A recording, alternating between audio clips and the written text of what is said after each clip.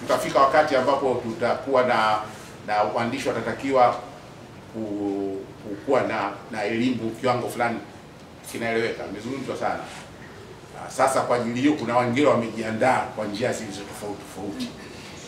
Wameamua kutafuta shortcuts ili kutimiza hilo.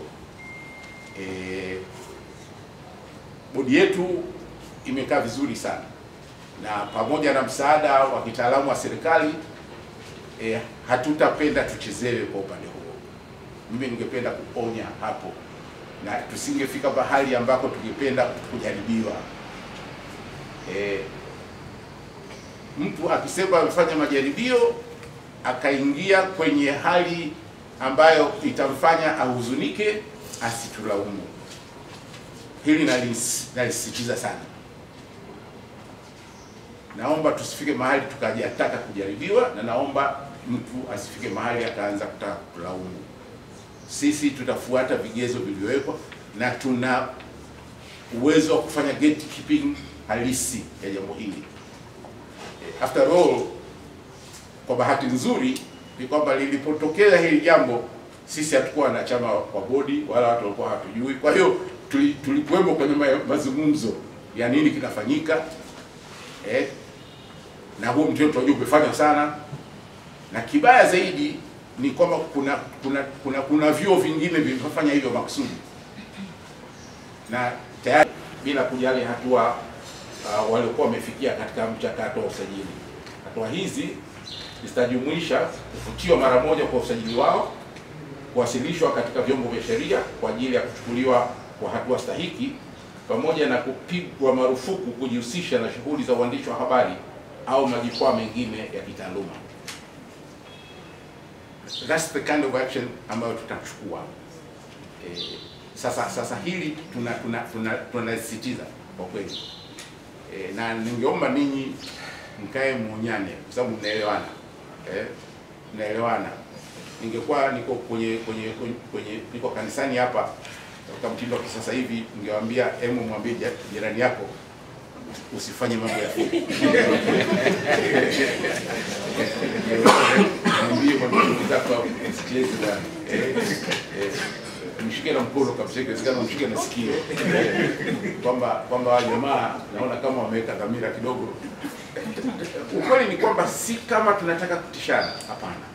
Kwa kweli mimi ningependa kuchukua kama it's all a friendly warning, more ya undugu zaidi, more ya kuelewana. Lakini ninachosema ni kwamba pamoja na kwamba mimi nitakufahamu wewe ni fulani, tumekuwa pamoja, tumetangaza pamoja, ninyi wengine nilikuwa nao TBC, ninyi tulikuwa Mwananchi pamoja, tulikuwa wote Azam pamoja, lakini inapofika kwenye swala hili kwangu mimi nitajikuta sina njia nyingine bali kufuata taratibu kamili zilizowekwa za kisheria. Na kama kweli kile ambacho sisi tunakifikiria, ninyi pia waandishi wa habari mtakuwa mnakifikiria hivyo hivyo, mtakubaliana nami kwamba tunawajibika kuwa wakakamavu kwenye jambo hili. Na lengo kubwa hapa ni kuheshimisha tasnia yetu. Tumechezewa sana. Na ni kwa sababu hiyo ambayo mambo mengine pia yanatokea. Tutakapofika mahali tukaifanya tasnia yetu hii ikae na profession yetu ikakubalika, some of these other things, elements ambazo zinaondoka za kujikuta kwamba watu wanatudharau, malipo yetu duni, handling ya waandishi wa habari imekuwa ni hivyo, ifika mahali mnaonekana kama third rate na nini, itaondoka. Sasa sote twende huko, sote tukubali kwamba it's high time things are changing. Na bahati nzuri baada ya purukushani za muda mrefu, labda nitumia neno kala purukushani, la baada ya hatua nyingi zilizopigwa na kuzungumza na serikali na wapi, finally here we are. Angalau pana mwanzo fulani uliofanyika. Angalau kumepigwa hatua ambayo waandishi tunafika kuanza kutambulika rasmi. Na matarajio yangu kwamba vitu vingine hivi vya vichekesho, vitu vya kuonesha kwamba sisi tunaishi kwa kupewa sadaka itaondoka. kwa sababu hivyo vitu navyo vinadhalilisha. Lakini unakuta kama utafanyaje, if you are not getting anything anyway, then hakuna njia nyingine, unabidi kufuata hivyo. Lakini ndicho hiki tukisema tunashikilia haya ambayo tunayasema, haya mambo yataondoka.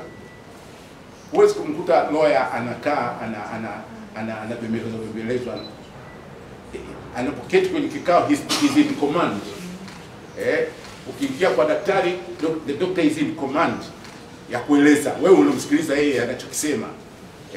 Tena engineer akikwambia na kueleza, ndio hii nyumba ni ya kwako, lakini you tell you kwamba hapa tafanya hivi, unajua unamsikiliza the profession. Lakini sisi unaingia unazungumza na mtu pale, yeye ndio anakuwa yeye mwandishi wa habari kwako, unakaa ndio asante.